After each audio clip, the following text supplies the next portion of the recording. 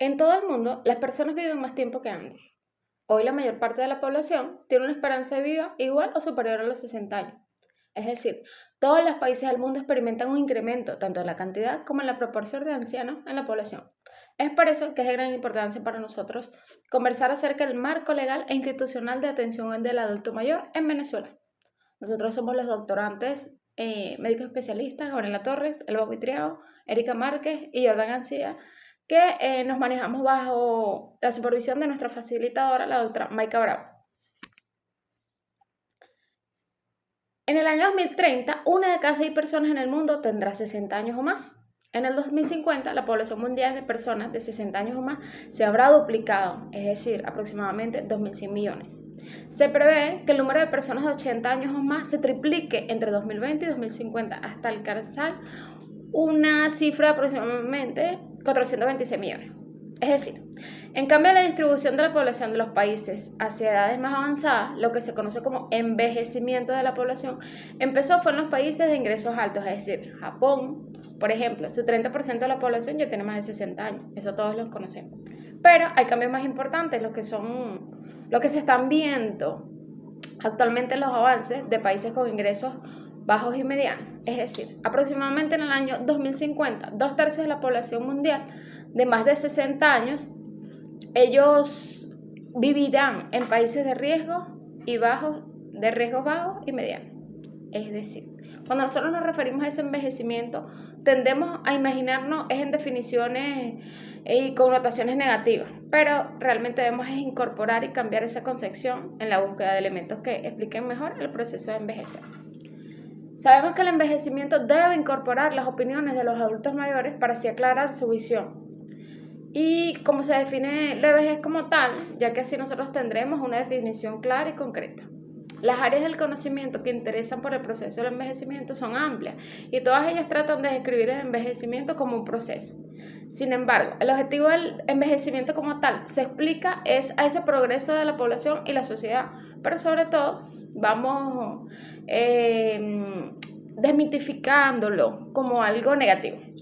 Entonces, debemos dar voz a las propias personas que envejecen y que son parte esencial, porque esta es la manera como tal en la que se puede observar un progreso de las sociedades, de las necesidades del colectivo de los adultos mayores que van cambiando y también puede estar sujeto al contexto histórico.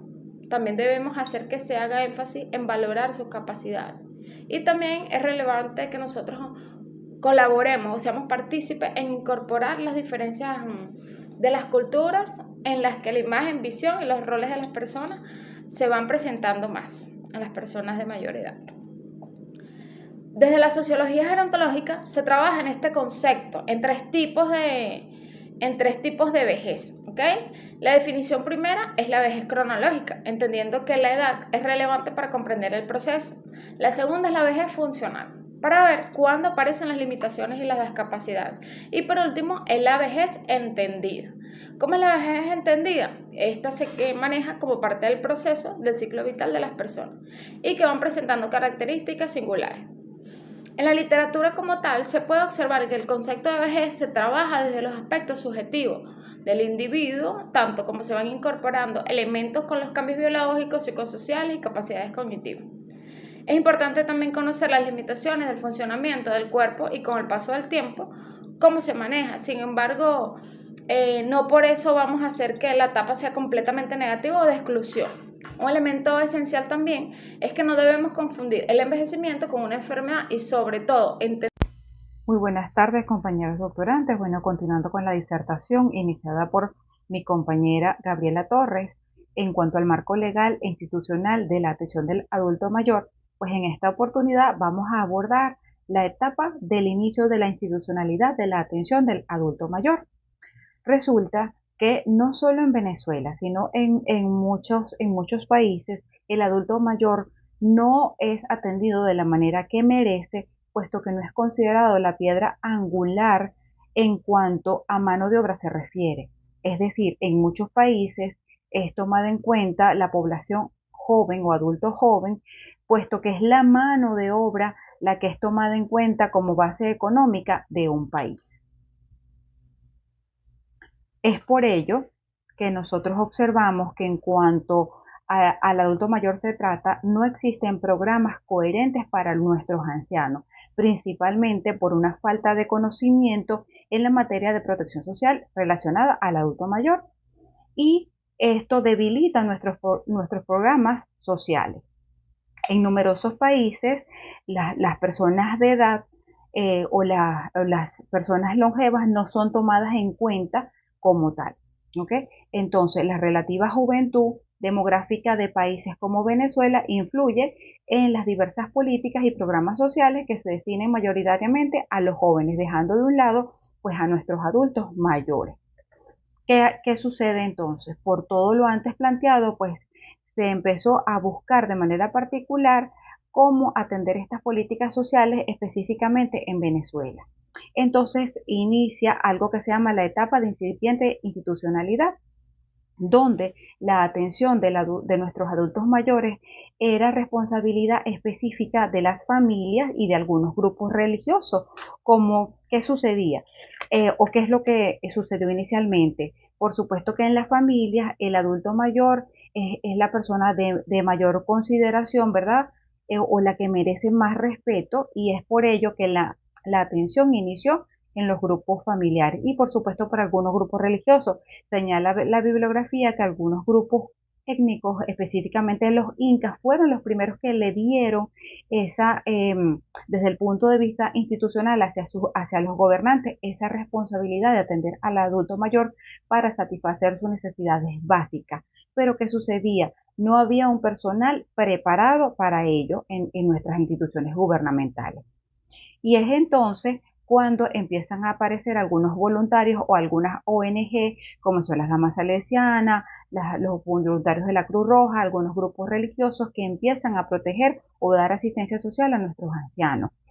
Es aproximadamente en el año 1949 cuando aparece una institución titulada Patronato Nacional de Atención al Anciano y al Minusválido, que eran instituciones dependientes específicamente del Estado. Encontré en la bibliografía datos tomados, este gráfico de la bibliografía de un artículo publicado de la Revista Nacional de Arbitraje de Ciencias de la Salud, donde la autora Bravo describe cómo se produce o cómo inició este proceso de inicio de institucionalidad de protección del anciano. Podemos observar que inicialmente la asistencia social estaba, se dividía. Esta atención se dividía en la independiente del Estado y en la parte de abajo de la dependiente del Estado. Podemos ver que inicialmente la asistencia social, como le mencioné anteriormente, estaba delegado hacia grupos de voluntarios, las llamadas ONG o algunos grupos religiosos, ¿verdad? Pero estos no dependían del Estado. Pero ¿cuál era el inconveniente? Que contaban con poco personal preparado, por supuesto que carecían de algunos recursos y la cobertura era muy poca. Posteriormente, nace la institución llamada Patronato Nacional de Protección al Anciano y al Minusválido en el 1949, que sí dependía del Estado y tenía un enfoque en su gran mayoría en la parte gerontológica, pero contaba con algunas limitaciones, que no tenía todo el personal preparado necesario. Y otra cosa que estaba establecido principalmente en lo que eran las ciudades. Entonces, esas eran algunas limitantes. Posteriormente, es donde nace el Instituto, la Seguridad Social, dependiente del Instituto Nacional de los Seguros Sociales en el 1940, que dependía específicamente del Estado, pero su nivel de atención era destinado solamente a algunos pensionados, o sea, es decir, a las personas que pagaban. Pero ¿qué sucede con esto? Eran pensiones específicamente de vejez para quienes cotizaban el Seguro Social, pero tenía una baja cobertura y en algunas ciudades principales y por supuesto para algunos trabajadores. Es de este modo que se da el inicio de la etapa de inicio de institucionalidad de atención del adulto mayor, que se dio aproximadamente entre los años 1940 y 1950. Buenas tardes, compañeros, doctora Maika. Continuando con esta disertación, vamos a hablar ahora acerca de la fase de incursión y crecimiento de la atención gerontológica en Venezuela. Esta etapa se generó bajo un modelo económico selectivo compensatorio de enfoque que incidió en las políticas sociales destinadas a las personas mayores entre los años 80 y finales de los 90. En ese momento hubo una crisis a nivel mundial que repercutió directamente en Venezuela debido a la disminución del costo del petróleo. Esto condicionó que no se pudiera cumplir con los compromisos asumidos en el modelo anterior, trayendo como consecuencia el estado de bienestar tuvo que atribuirle responsabilidades compartidas a la sociedad en materia de salud y sobre todo en materia de atención al adulto mayor. Es por ello que solo se dedicó a proteger a la población vulnerable a través de programas sociales focalizados tratando de tocar la pobreza extrema, por lo cual solo se veían beneficiados un porcentaje de la población. En materia de salud, se evidenció un proceso de tanto de segmentación como de dispersión en las instituciones y programas de salud, debido, por una parte, a la crisis económica mencionada y, por lo tanto, las dificultades del Estado de satisfacer las demandas del Sistema Público Nacional de Salud. Por otra parte, las dificultades administrativas por parte del Instituto Venezolano de los Seguros Sociales impidieron ofrecer la atención de salud de calidad a los asegurados, que aumentaron de número al incluirse no solo los obreros que habían sido protegidos en los años 40, sino la ampliación a las familias de estos y posteriormente la inclusión del sector privado, el cual había estado desprotegido. Todo esto indicó la creación de más de 100 subsistemas de aseguramiento de pensiones y salud, alcaldías, gobernaciones, ministerios de defensa, educación, la Contraloría a nivel de los estados, entre otros, en búsqueda de garantizar la salud a aquellos que pudiesen cubrir los gastos, valiéndose de la descentralización como estrategia para su consolidación, en detrimento de la universalización de la salud. En relación a la seguridad social ofrecida por parte del Instituto Venezolano de los Seguros Sociales, se evidenció una progresiva extensión en pensiones por vejez, invalidez y sobrevivientes, consagradas en ley a partir del enero de 1947, pero que se hicieron efectivas a partir del año 71, a pesar de que el instituto ya estaba o había sido creado desde el año 1940.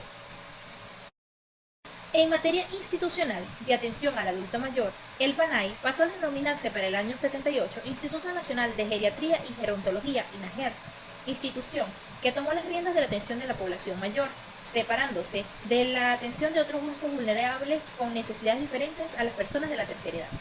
Con esta disposición, se le ofrece una atención a los adultos mayores a través de la modalidad de la atención cerrada, a través de las unidades geriátricas, en las cuales se les ofrecía una residencia, atención, no solo de sus necesidades básicas, sino programas de terapia ocupacional, fisiatría, actividades recreativas y deportivas acorde a las particularidades de este grupo etario.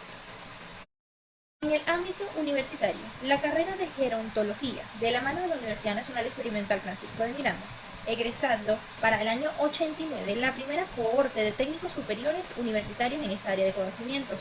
Todos estos profesionales fueron absorbidos tanto para la propia universidad y por el recién creado INAGER, con lo cual se comienza a avisar en la etapa subsiguiente un cambio en las políticas de atención de esta institución. Desde el año 90 hasta la actualidad, Venezuela en materia de atención gerontológica se puede mencionar que se desarrolla la etapa de autoras que denominaron como la ampliación y la consideración de la atención gerontológica. Esta denominación se debe a la incursión de los gerontólogos en diferentes espacios, instituciones cerradas, instituciones pertenecientes al Sistema Público Nacional de Salud, Fuerzas Armadas, entre otros. Esta etapa se desarrolla en el marco de un contexto económico-político donde se retoman algunos aspectos de ambos modelos en materias de políticas sociales presentados en las etapas anteriores, encontrándose que la política social, más allá de la tradicional, al menos hasta el presente, ha estado orientada a la atención de los sistemas de la pobreza, de modo que se trata de una política asistencialista y poco específica en materia de grupos etarios, con un criterio de reparto de bienes y servicios de manera indiscriminada y siempre insuficiente, desconociendo las diferencias regionales entre lo urbano y lo rural, incluso sin considerar la posible heterogeneidad existente entre los grupos a quien atiende. Saludos, por aquí el médico especialista Jordan García. Saludos a todos los doctorantes. Continuando con la disertación, vamos a hablar en esta oportunidad sobre el marco legal, lo cual es de suma importancia para la defensa de los derechos de cada una de esta población mayor, la cual merece un respeto y una dignificación a cada uno de ellos. Debemos saber que las constituciones son el pilar fundamental de las democracias, constituyen la ley suprema del ordenamiento jurídico nacional y obligan a su cumplimiento, por lo que merecen siempre una atención especial. Cada uno de nuestros ancianos merece una atención especial, y esto en cada una de las constituciones dentro de nuestra región latinoamericana tiene un apartado para esta población. Incluso en Venezuela, en nuestro país, el 3 de septiembre de 2021 se publicó en Gaceta Oficial, la Asamblea publicó en Gaceta Oficial una ley especial para nuestros ancianos. ¿Cuál es la importancia o la finalidad de esta ley? Primero, garantizar a las personas mayores como sujetos plenos de derechos, reconocer que ellos tienen pleno derecho de cada una de los beneficios de esta ley y son personas capacitadas para así cumplirla.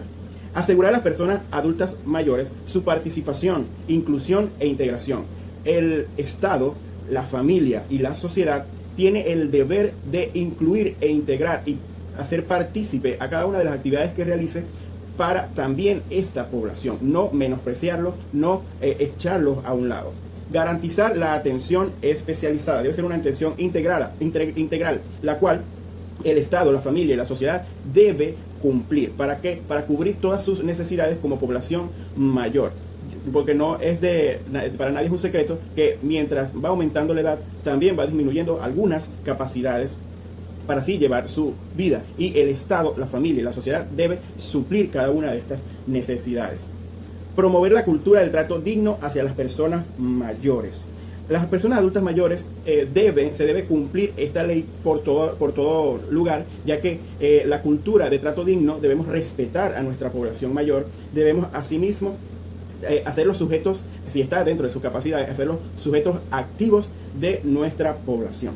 Así como también la CEPAL en 2004 hizo un consenso donde en todas nuestras regiones, en nuestra región de Latinoamérica, aproximadamente 21 países que se estudiaron, las constituciones, se llegó que todas tienen en común este tipo de leyes, como por ejemplo la seguridad económica, la preparación para la jubilación, hasta medidas para eliminar la discriminación por edad en el trabajo. El hecho de que sea de mayor edad nuestros trabajadores o nuestra población no lo discrimina para así optar por un empleo.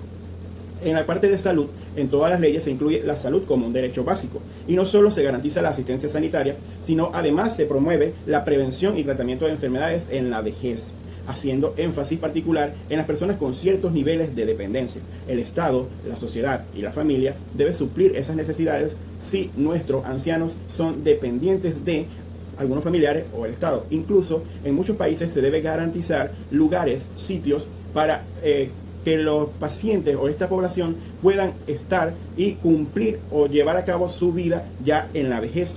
Vivienda y urbanismo. En general, las leyes establecen la creación de programas habitacionales dirigidos expresamente a las personas mayores o el mejoramiento de las condiciones de habilidades de sus viviendas. Incluso el Estado debe garantizar que en los urbanismos haya un libre acceso para nuestros pacientes o nuestra población adulta, sin que ellos se pueda ver limitado su recorrido o su traslado por cada uno de ellos, eliminando así obstáculos que puedan disminuir o limitar su movimiento. Violencia y discriminación. En el conjunto de las leyes se indican medidas específicas para la eliminación del maltrato contra las personas mayores. Ninguna persona mayor, ninguna persona adulta mayor merece o está constituida en la ley que no debe pasar por alguna discriminación ni violencia hacia nuestros adultos mayores. Muchas gracias.